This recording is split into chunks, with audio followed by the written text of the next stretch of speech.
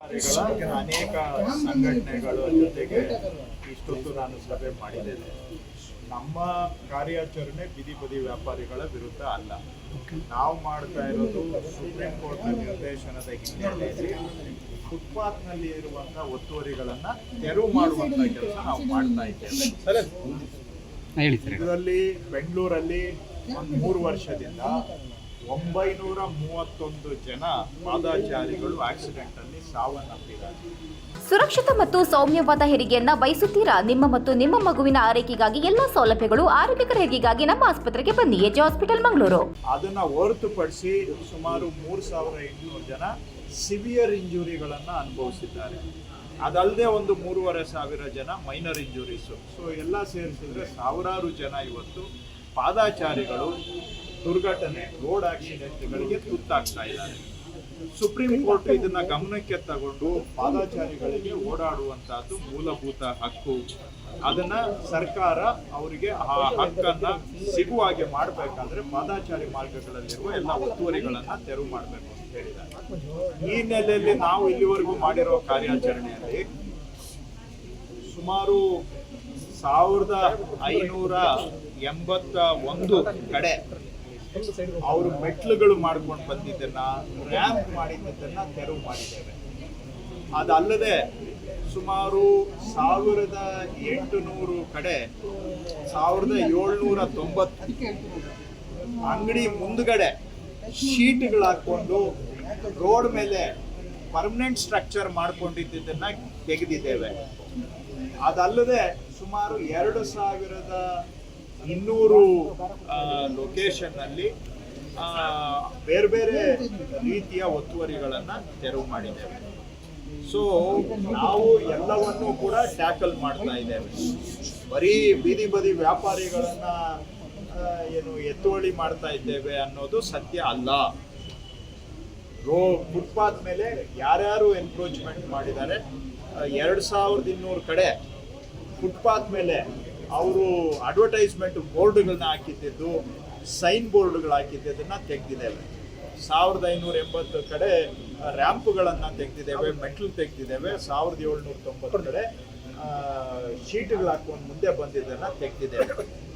So ಅದಕ್ಕೆ compare ಮಾಡಿದರೆ ಬೀದಿ ಬದಿ ವ್ಯಾಪಾರಿಗಳು ಅಫೆಕ್ಟ್ ಆಗಿರೋರ ಸಂಖ್ಯೆ ಅದಕ್ಕಿಂತ ಕಡಿಮೆನೇ ಇದೆ ಇವೆಲ್ಲದಕ್ಕೂ ಕಂಪೇರ್ ಮಾಡಿದರೆ. ಹಾಗಾಗಿ ನಾನು ಅವ್ರಿಗೆ ಮನವಿ ಮಾಡಿದ್ದೇನೆ. ಅವರು ಈ ಬೀದಿ ಬದಿ ವ್ಯಾಪಾರಿಗಳ ಕಾನೂನಿದೆ, ಕಾನೂನು ಪ್ರಕಾರವಾಗಿ ನಮಗೆ ID ಕೊಡಬೇಕು, ನಮಗೆ ವ್ಯಾಪಾರ ಮಾಡೋದಕ್ಕೆ ಜಾಗ ನಿಗದಿ ಮಾಡಬೇಕು ಅಂತ ಹೇಳಿದ್ದಾರೆ. ಅವೆಲ್ಲಕ್ಕೂ ಕೂಡ ನಾನು ಇವತ್ತು ಕಮಿಷನರ್ ಅವರಿಗೆ ಸೂಚನೆ ಕೊಟ್ಟಿದ್ದೇನೆ. ತತ್ಕ್ಷಣ ಪ್ರಾವಿಷನಲ್ ಟೌನ್ ವೆಂಡಿಂಗ್ ಕಮಿಟಿ ಅಂತ ಮಾಡಿ ಅದರ ಮುಖಾಂತರ ಬೀದಿ ಬದಿ ವ್ಯಾಪಾರಿಗಳಿಗೆ ಅವರ ಜೀವನ ಬದುಕು ರೂಪಿಸ್ಕೊಳ್ಳೋದಕ್ಕೆ ಏನು ಸಹಾಯ ಮಾಡಬೇಕು ಅದನ್ನ ಸಹಾಯ ಮಾಡಬೇಕು ಅಂತ ನಾನು ಸೂಚನೆ ಕೊಟ್ಟಿದ್ದೇನೆ. ನಮ್ಮ ಕಾರ್ಯಾಚರಣೆ ಬೀದಿ ಬದಿ ವ್ಯಾಪಾರಿಗಳ ವಿರುದ್ಧ ಅಲ್ಲ, ನಮ್ಮದು ಸುರಕ್ಷಿತ ಪಾದಾಚಾರಿ ಮಾರ್ಗ ಮಾಡೋದಕ್ಕೆ ನಾವು ಮಾಡ್ತಾ ಇದ್ದೇವೆ. ನಾನು ಅವರ ಸಹಕಾರವನ್ನು ಕೇಳಿದ್ದೇವೆ. ಬೆಂಗಳೂರಲ್ಲಿ 15,000 to 18,000 ಕಿಲೋಮೀಟರು ರೋಡ್ ಇದೆ. ನಾವು ಟಾರ್ಗೆಟ್ ಮಾಡಿರೋದು 1,500 ಕಿಲೋಮೀಟರ್. 10% ಕೂಡ ನಾವು ಟಾರ್ಗೆಟ್ ಮಾಡಿಲ್ಲ. ಅಲ್ಲಿ ನೀವೇ ಸ್ವಯಂ ಪ್ರೇರಣೆಯಿಂದ ಆ ಜಾಗಗಳನ್ನು, ಆ ಮೇನ್ ರೋಡ್ಗಳನ್ನು ಬಿಟ್ಕೊಟ್ಬಿಡಿ. ನೀವೇ ಇಂಟರ್ನಲ್ ರೋಡ್ಸ್ ಅಲ್ಲಿ ಹೋಗಿ ನಾವು ಕೂಡ GBA ವತಿಯಿಂದ ನಿಮ್ಮ ಜೊತೆಗೆ ನಿಂತ್ಕೊಂಡು ನಿಮಗೆ ಆಲ್ಟರ್ನೇಟ್ ಲೊಕೇಶನ್ ಅಲ್ಲಿ ನೀವು ಬದುಕು ರೂಪಿಸ್ಕೊಳ್ಳೋದಕ್ಕೆ ನಾವು ಸಹಾಯ ಮಾಡ್ತೀವಿ ಅನ್ನೋ ಮಾತನ್ನು ನಾನು ಅವ್ರಿಗೆ ರಿಕ್ವೆಸ್ಟ್ ಮಾಡಿದ್ದೇನೆ. ಅವರ ಸಹಕಾರವನ್ನು ಕೂಡ ನಾನು ಕೋರಿದ್ದೇನೆ. ಸೊ ಇಷ್ಟು ಇವತ್ತು ನಡೆದಂತಹ ಸಭೆಯ ಸಾರಾಂಶ. ಮುಂದುವರಿಯುತ್ತೆ ಸರ್ ಕಾರ್ಯಾಚರಣೆ ಮುಂದುವರಿಯುತ್ತೆ. ಸುಪ್ರೀಂ ಕೋರ್ಟ್ನ ಸೂಚನೆಯಂತೆ ನಾವು ಕಾರ್ಯಾಚರಣೆಯನ್ನ ಮುಂದುವರಿಸಲೇಬೇಕಾಗುತ್ತೆ. ಯಾಕಂದ್ರೆ ಪಾದಾಚಾರಿ ಮಾರ್ಗಗಳಿಗೆ ಫುಟ್ಪಾತಲ್ಲಿ ಓಡಾಡೋರಿಗೆ ಅದು ಓಡಾಡುವಂತಹದ್ದು ಸುಪ್ರೀಂ ಕೋರ್ಟ್ ಹೇಳಿದೆ, ಇದು ಮೂಲಭೂತ ಹಕ್ಕು, ಫಂಡಮೆಂಟಲ್ ರೈಟ್ ಅಂತ ಹೇಳಿ. ಅವ್ರಿಗೆ ಫಂಡಮೆಂಟಲ್ ರೈಟ್ ಅನ್ನ ಕೊಡಿಸ್ಕೊಡುವಂತ ಜವಾಬ್ದಾರಿ ಸರ್ಕಾರದ ಮೇಲೆ ನಿಗದಿ ಮಾಡಿದೆ. ಆ ಉದ್ದೇಶದಿಂದ ಬೆಂಗಳೂರು ಸುಧಾರಣೆ ಆಗಬೇಕು. ನೋಡಿ, ಎಲ್ಲಿ ನೀವು ಕೈ ಹಾಕಿದ್ರು ಏನೋ ಒಬ್ಬರಿಗೆ ಅನುಕೂಲ ಆದರೆ ಒಬ್ಬರಿಗೆ ತೊಂದರೆ ಆಗುವಂತಹದ್ದು ವಾತಾವರಣ ಸಮಾಜದಲ್ಲಿ ಇರುತ್ತೆ. ಬೆಂಗಳೂರಲ್ಲಿ ನೀವು ಎಲ್ಲಿ ಕಸ ಸರಿ ಮಾಡೋಕ್ಕೆ ಕೈ ಹಾಕಿದ್ರೆ ಅಲ್ಲೂ ಕೆಲವರಿಗೆ ತೊಂದರೆ ಆಗುತ್ತೆ. ಉದಾಹರಣೆಗೆ ಹೇಳ್ತಾ ಇದ್ದೇನೆ. ಅಥವಾ ನಾಳೆಯಿಂದ ನಾವು ಈಗ ಬಿಟ್ಬಿಟ್ಟಿರೋ ಗಾಡಿಗಳು, ಯಾರೋ ಬೀಡಾಡಿ ಗಾಡಿಗಳು, ಅಬಂಡನ್ಡ್ ವೆಹಿಕಲ್ಸ್, ಅದನ್ನ ತೆರವು ಮಾಡ್ತೀವಿ ಅಂತ ಹೇಳಿದ್ರೆ ಅದನ್ನು ಬಂದು ಕೆಲವರು ಕೇಳ್ತಾರೆ, ನಾವು ರೋಡ್ ಮೇಲೆ ಗಾಡಿ ಬಿಟ್ರೆ ನಿಮ್ಗೇನ್ರಿ ತೊಂದರೆ ಅಂತ. ಎಲ್ಲದಕ್ಕೂ ಪ್ರಶ್ನೆ ಮಾಡೋರು ಇರ್ತಾರೆ. ಅಲ್ಲಿ ಯಾವುದು ಬೆಂಗಳೂರು ಸುಧಾರಣೆ ಆಗಬೇಕು ಅಂದರೆ ಸಲೀಸಾಗಿ ಯಾವುದೂ ಆಗೋದಿಲ್ಲ. ಕೆಲವು ಕಠಿಣ ತೀರ್ಮಾನ ತಗೊಂಡಾಗ ಅದಕ್ಕೆ ಕೆಲವು ಸಂದರ್ಭದಲ್ಲಿ ಕೆಲವರಿಂದ ಪ್ರತಿರೋಧ ಇರುತ್ತೆ. ಆದರೆ ನಾವು ಏನು ಮಾಡದೆ ಆಟೋಮೆಟಿಕ್ ಆಗಿ ಬೆಂಗಳೂರು ಸುಧಾರಣೆ ಆಗಬೇಕು ಅಂದರೆ ಅದು ಬರೀ ಮ್ಯಾಜಿಕಲ್ಲಿ ಮಾತ್ರ ಸಾಧ್ಯ, ನಿಜ ಜೀವನದಲ್ಲಿ ಸಾಧ್ಯ ಇಲ್ಲ. ಬೆಂಗಳೂರು ಸುಧಾರಣೆ ಆಗಬೇಕಾದ್ರೆ ಕೆಲವು ಕಠಿಣ ತೀರ್ಮಾನ ತಗೊಳ್ಬೇಕಾಗುತ್ತೆ. ಜನಗಳ ಸಹಕಾರವನ್ನು ನಾನು ಕೇಳ್ತಾ ಇದ್ದೇನೆ. ಇದರಲ್ಲಿ ನಮ್ಮದು ಏನು ವೈಯಕ್ತಿಕ ವಿಷಯ ಇಲ್ಲ. ಯಾಕಂದರೆ ನನ್ನನ್ನು ಕೆಲವರು ಭಾಳ ಅಸಹ್ಯವಾಗಿ ಮಾತಾಡಿದ್ದಾರೆ ಈ ವಿಷಯದಲ್ಲಿ, ಅಗೌರವವಾಗಿಯೂ ಕೂಡ ಮಾತಾಡಿದ್ದಾರೆ. ಸಾರ್ವಜನಿಕ ಜೀವನದಲ್ಲಿ ಪ್ರಜಾಪ್ರಭುತ್ವದಲ್ಲಿ ನಮ್ಮನ್ನು ತೆಗಳ್ಳಿ, ನಮ್ಮನ್ನು ಟೀಕೆ ಮಾಡಲಿ, ಆದರೆ ಮಾತಾಡುವ ಸಭ್ಯತೆಯ ಎಲ್ಲೆಯನ್ನು ಮೀರಿ ಕೂಡ ಮಾತಾಡಿದ್ದಾರೆ. ಆಯಿತು, ಬೆಂಗಳೂರಿನ ಒಳ್ಳೇದಾಗುತ್ತೆ, ಅದಕ್ಕೆ ನಾನು ಬಯಸ್ಕೋಬೇಕು, ನಾನು ಅನ್ಪಾಪ್ಯುಲರ್ ಆಗಬೇಕು, ನಾನು ಜನರಿಂದ ಟೀಕೆಗೆ ಒಳಗಾಗಬೇಕು, ಅದರಿಂದ ಏನೋ ಬೆಂಗಳೂರಿಗೆ ಒಳ್ಳೇದಾಗುತ್ತೆ ಅಂದರೆ ಇರಲಿ, ಆಗಲಿ. ಯಾಕಂದರೆ ಕೊನೆಗೆ ನಾವು ಸಾರ್ವಜನಿಕ ಜೀವನದಲ್ಲಿದ್ದು ಏನೋ ಒಂದು ನಯಾ ಪೈಸಾ ಬೆಂಗಳೂರಿಗೆ ನಾವು ಒಳ್ಳೇದು ಮಾಡಿದರೆ ನಮ್ಮ ಜೀವನ ಸಾರ್ಥಕ ಆಗುತ್ತೆ.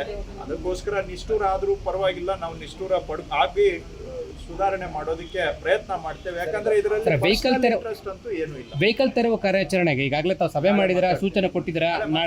ಅಲ್ಲ, ಎಷ್ಟು ಪ್ರದೇಶದಲ್ಲಿ ಅನ್ನೋದು ನಾಳೆ ಹೇಳ್ತೀನಿ. ನಾಳೆ ನೀವು ಬನ್ನಿ, ಲೊಕೇಶನ್ ಹೇಳ್ತೀನಿ, ನಾಳೆ ಅದನ್ನ ಹೇಳ. ನಾನು ಈ ಮುಖ್ಯ ರಸ್ತೆಗಳನ್ನ ನಾವು ಗುರಿಯಾಗಿ ಇಟ್ಕೊಂಡಿದ್ದೇವೆ. ಮುಖ್ಯ ರಸ್ತೆಗಳನ್ನ ಇನ್ನೂ ಮುಂದುವರಿತೇವೆ. ಎಷ್ಟು ದಿನ ಆಗುತ್ತೆ ಹೇಳೋಕ್ಕಾಗೋದಿಲ್ಲ. ಇಲ್ಲಿವರೆಗೂ ಒಂದು 430 ಕಿಲೋಮೀಟರ್ ಅಷ್ಟು ಟ್ಯಾಕಲ್ ಮಾಡಿದ್ದೇವೆ. ನೋಟಿಸ್ ಕೊಡ್ತಿಲ್ಲ, ಜಾಗ ಗುರುತು ಮಾಡಿಲ್ಲ ಸ್ಥಳಾಂತರಕ್ಕೆ. ಒಂದು ಜಾಗ ಕೊಟ್ಟಿದ್ರೆ ಅಲ್ಲಿ ಹೋಗಿ ನಾವು ಬಿಟ್ಕೊಡ್ತಿದ್ವಿ ಅನ್ನೋದು ಸರ್ ಅವ್ರ ಪ್ರಶ್ನೆ. ಸ್ಥಳಾಂತರಕ್ಕೆ ಜಾಗನೇ ಕೊಟ್ಟಿಲ್ಲ ಅನ್ನೋದು. 90% ರೋಡ್ಗಳು ಅವ್ರಿಗೆ ಆಲ್ಟರ್ನೇಟ್ ಬಿಟ್ಟಿದೀವಲ್ಲ, ಅಲ್ಲಿ ಹೋಗಿ ಜೀವನ ಮಾಡ್ಲಿ. ನಾನು ನಿಮ್ಗೆ ಹೇಳಿದ್ರು ಕೂಡ ನೀವು ಅದು ಯಾಕೋ ನನ್ನ ಮಾತು ನಿಮ್ಗೂ ಕೇಳಿಸ್ತಾ ಇಲ್ಲ. ನಾನು ಏನ್ ಹೇಳ್ತಾ ಇದ್ದೇನೆ, 90% ರೋಡು ನಿಮ್ಗೆ ವ್ಯಾಪಾರ ಮಾಡೋದಕ್ಕೆ ಮುಖ್ಯವಾಗಿದೆ. ಅಲ್ಲಿ ಎಲ್ಲಾದ್ರೂ ಸೆಲೆಕ್ಟ್ ಮಾಡ್ಕೊಂಡ್ರು ಮಾಡಿ. ಮೈನ್ ರೋಡಲ್ಲಿ ಬಂದು ಸಾರ್ವಜನಿಕರಿಗೆ ತೊಂದರೆ ಮಾಡಿ, ಸಾರ್ವಜನಿಕರಿಗೆ ಜೀವಹಾನಿ ಆದ್ರೂ ಪರವಾಗಿಲ್ಲ, ಮೈನ್ ರೋಡಲ್ಲೇ ಮಾಡಬೇಕು ಅಂತ ಹೇಳಿದ್ರೆ ಯಾವ ಕಾನೂನು ಹೇಳುತ್ತೆ? ಸುಪ್ರೀಂ ಕೋರ್ಟ್ನ ಪ್ರಕಾರ ನಾವು ಮಾಡ್ತಾ ಇರೋದು. ನೀವು ಕೂಡ ಈ ರೀತಿಯಾಗಿ ಈಗ ಏನು ಮಾಡಲಿಲ್ಲ ಅಂದ್ರೂ ಟೀಕೆ ಮಾಡ್ತೀರಾ, ಏನಾದ್ರೂ ಮಾಡಿದ್ರು ಟೀಕೆ ಮಾಡ್ತೀರಾ.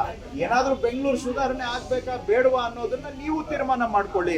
ಸರ್ಕಾರ ಏನಾದ್ರೂ ಮಾಡಕ್ ಪ್ರಯತ್ನ ಮಾಡಿದ್ರೆ ಅದರಲ್ಲೂ ಕೂಡ ಈ ರೀತಿಯಾಗಿ ಮಾತಾಡುವಂತಾದ್ರಿಂದ ಬೆಂಗಳೂರಿನ ಹಿತ ಇದರಿಂದ ಸುಧಾರಣೆ ಮಾಡಕ್ ಸಾಧ್ಯನಾ ಅನ್ನುವಂತ. ಮತ್ತೊಂದು, ಈ ಬೀದಿ ಬದಿ ವ್ಯಾಪಾರಿಗಳಾಯ್ತು, ಬಡವರು ಶ್ರೀಮಂತರು ಅನ್ನೋದು ಯಾವುದು ತಾರತಮ್ಯ ಇಲ್ಲ. ಒಂದೊಂದು ಕ್ಯಾಂಪೇನ್ ಮಾಡ್ಕೊಂಡು ಹೋಗ್ತೇವೆ, ಒಂದೊಂದು ಆದ್ಮೇಲೆ ಒಂದೊಂದು ಕ್ಯಾಂಪೇನ್.